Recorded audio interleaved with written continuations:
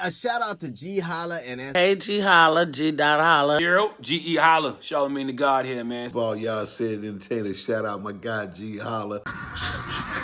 Rocking right now with Ge.Holla, Celebrity Life. Shout out to Ge.Holla, reaching 1 million listeners on his podcast. Welcome back, ladies and gentlemen, man. You know what I'm talking about? This brother's the cool as the cool. You know, like the cool as the other side of the pillow. You know what I'm talking about? Hey, man, this young man is emerging as a versatile and magnetic talent throughout all the universe. His trajectory is everywhere and allwhere. You know what I'm saying?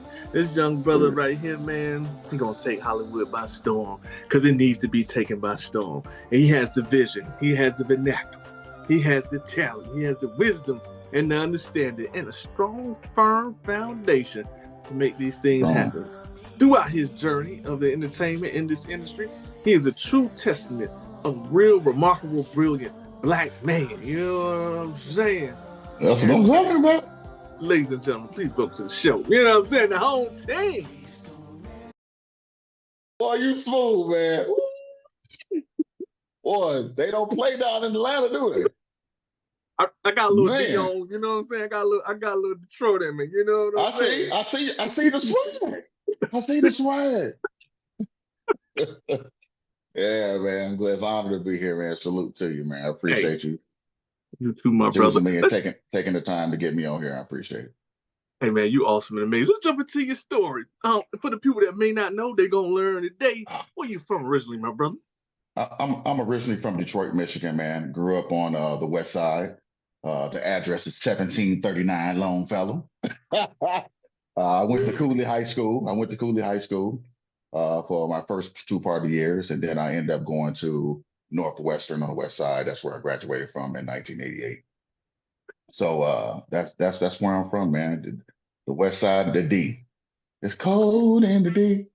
Oh, that boy bringing the snow to the summertime. You see what I'm saying? But I'm out here in Phoenix now. I'm out here in Phoenix. This nice weather. I don't know what the weather is there, but it's 78, 80 here. And it's good, man. It's good here. It's good. I came up hard, good foundation, good family, good strong morals. And I'm probably one of the ones that's blessed to make it out to D, to be able to do something that I want to do and that I love to do. It came at a surprise because I originally started out singing. So I got like a couple albums out there. You can find them as just Swayde. You see all my albums. And then it went into the acting. I got my first acting gig in 2007. I was in Jamie Foxx The Kingdom. I was an extra in that.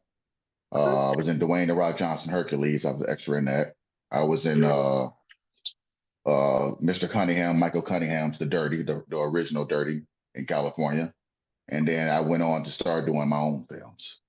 So, and then that's how I got here, man. That's how I got here. Hard work, dedication. Right. That's too cool, too smooth, my brother. Who's some people you looked up to, man, coming up, you know, moving from that D to Phoenix? Who's some people you really was rocking with back in the days? It's as far as family or friends? Everything. Anybody that brought you some inspiration, some wisdom, some game, you know, let's highlight them right now. Man, starting out in Detroit, Michigan, I have to give the most shouts out to Racy Biggs. I don't know if you ever heard of Racy Biggs, the trumpet player. So Racy Biggs is real big. So he groomed me, got me into the studio, got me doing a couple of things. That's actually where I cut my first album called The Art of Sound. So I did that. After that, I had another guy that influenced me there. His name was T. Turner. He was the lead singer of The Miracles back in the day. And I met him going to the Guitar Center to get microphones and equipment we need. And I was singing and he heard me. That got me going there. So I did a couple songs with him, man. And then I moved out of Detroit, Michigan, moved to Dallas, Texas. And I met a guy who met me on what they call MySpace back in the day. His name was John Keenan with JCK Productions here in Phoenix, Arizona. And he guys, hey man, let me get with you, Swayde. You got a good voice, man. Your voice is gonna take you to other levels. Come on down here. And I was like, oh man, I'm in Dallas. He was like, yeah, well, come on to Phoenix. So luckily I had my mother living in Phoenix. Moved down to Phoenix, got with John Keenan. That's how I got my song, The Art of Sound. I mean, not The Art of Sound, my next full album I did with him. And it took off. And then here I am. I got into the acting, man. So my mom was the talented person in the family. My dad, he was the business minded. So I got the business from my dad, the vocals and the business of skill, dancing, singing, and acting. I think that come from my mom. Do your mom have any IMDb or acting credits out there?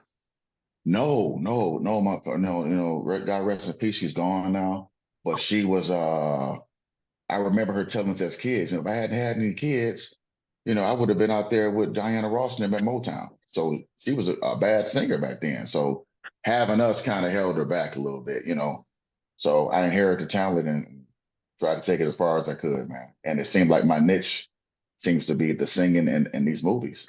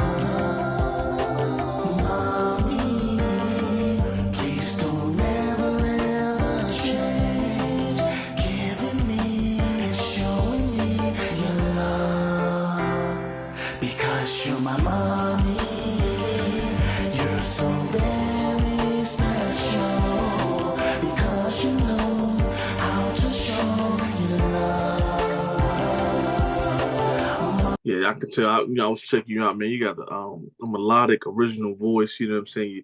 Your acting skills are super cool, super smooth. We need to see more brothers like yourself, like real strong black men out here, man. You know what I'm saying? I get it. But we need that. We need that too for our community, especially for the younger ones coming up behind you. To be able to be like, man, he from the D, I'm from over here, whatever. My situation is similar. I want to do what Swayde is doing. Man, you're a real true gem and inspiration for future generations. Thanks, man. I'm trying to, put the mark down on Detroit. And actually, I'm going to be down in Atlanta. I'll be down in Atlanta in May to shoot my next film called Do or Die. So my first film called Premeditated Murder is already out. People can virtually go see it. It's on Viewline Movies, VIEWLINE movies.net. And you can premiere the movie before it hit all major platforms after the 18th. So they can see it there. And I had a couple guys in there that I groomed on the way up. We call him Mr. Tubi. We call him Mr. Tubi. Will Coleman. He was in my movie. He played in, I don't know if you've seen The Mail Lady or Surprise 1, Surprise 2, but he played the lead in those movies. And he was actually in my movie called The Detectives 313, which is my first film I shot in Detroit, Michigan. And I brought him in, and now he's doing major movies, shooting his own thing. So I try to help everybody, man, that, if this is what you want to get into, you got to be serious if you want to get into it. Like your industry, you got to be serious. You got to be able to put the time in, the work in. You got to be able to put the money in. This is nothing you just sit up and do. This is something you got to practice your craft. And they say, man, how you win 3 Diamond Actor Awards in Hollywood and a gold? What acting school did you go to? Detroit? I'm a natural fool. I ain't go to no acting school. I ain't go to no acting school. You do enough acting walking the streets, and that's what I like with my movies too, G, is that I like to, a lot of movies people came up to me and say, hey, we like the fact that your movies are urban movies. They have a lot of black folks in it. And I mix it up with everybody because I'm Caucasian, Indian, whatever I can put in there, but I'm on the urban level. I'm trying to bring up that urban level, urban films. Not a lot of teenagers I have adults in my films. And that's what a lot of people like. Man, you got adults in your film. Yeah. Anything you want to know, anything that you need to know, it's done, man. It's done. I did a meet and greet in Indianapolis, Indiana, shooting Premeditated Murder. It was sold out. Giving people that knowledge for free. Got to give them the knowledge. Got to give them the knowledge, G. Man, I could tell that by you, man. I could tell that you made a good stock, you know what I'm saying, a good recipe. Because I'm just looking at your works, like your nominations, in Yeah, 2019, like you spoke of earlier, you got the 3 Diamond for the best awards, you know what I'm saying? You got the Hollywood Film Competition. Man, you yep, got the 1 Gold Award Film Festival. You was yeah. 10 and other two that you was your And own pandemic in 2019. You I wasn't was playing my no own pandemic. And then when the pandemic hit, couldn't put nothing out, everything was platform. And I got back on in 2021, not knowing where I would be, Ge.Holla, not knowing where I would be, where I would go. And all of a sudden, boom, Ego Entertainment picked me up and they said, dude, you need an agent. I said, oh, I'm good. No, you need an agent because you're on another level now. You can't get that other level without having that representation. And I got with Ego Entertainment, boom, boom, boom, boom. Now it's out of control. I love it. I love it. I wanted to get worse out of control, you know. So I eat, sleep, and do this, you pandemic. know. That's right. But my grandmother has always taught me, okay, that's Mm. cool if you want to do the R&B. That's cool if you want to do the acting, but you got to have something to back that up just in case that don't work. So I'm also a director of engineering. I have a master's degree and 2 associates in engineering. So, you got to have that. If that don't work, you got to fall back on something else to be able to take care of yourself and your family. So I became an engineer. I've been a licensed engineer for 30 years. I currently hold 12 engineering license, government license, and that's what I do during the day. Yeah, I make these movies and do that, but I got to hustle also other ways too. That's right. That's right. I Yeah, like that you being real, you sharing that. I seen this other video, this brother was talking yeah, about that. He said he didn't tell his kids how much money he really truly have. I think Bill Cosby was oh, like that too. He didn't really yeah, give his kids a lot of money because he wanted them to work and create that ethic and that integrity that you have. Man, I think that's dope. I yeah, don't see nothing wrong, even if you can't be an engineer. If you work at Walmart, that's all that you can get, so you can get yep, your hustle on. I'm yep, down with it, man. I think it's dope. yeah. You gotta earn it, man. You got, and this life, it's a respectful life. It's a hard life. Everything don't always go your way. And you have to be honest with yourself and make sure this is what you want to do. So that's what it is. It comes with a lot of heartache and pain. It hasn't always been good for me. I went through some hard times, like putting films out that didn't go nowhere, or having people shoot the films that didn't have the correct equipment, or signing up with people that say they're distributors and they not distributors. So I went through some heartache, and everything that I do, Ge.Holla, is that I worked for it. I put my own money into it. I ain't got no loans from nobody. I ain't got no investors for nobody. I own 100% of all my product. Good. So, Good. and that come from my father's side of knowing the business. That's good. So, How, yeah. how do you feel about? Because I know you said Mr. Tubi made that reference. How do you feel about these streaming platforms now? Because you got Netflix, you got Hulu, you got Tubi, Peacock. There's a whole bunch of different things where you could do that Mhm. OTTP. Oh, obviously the OTT now. Over the top Yeah. type of put your productions on there. How you feel about that? Um, I think it's a plus. Because without these platforms streaming, it gives room for the independent people who want to do their own thing.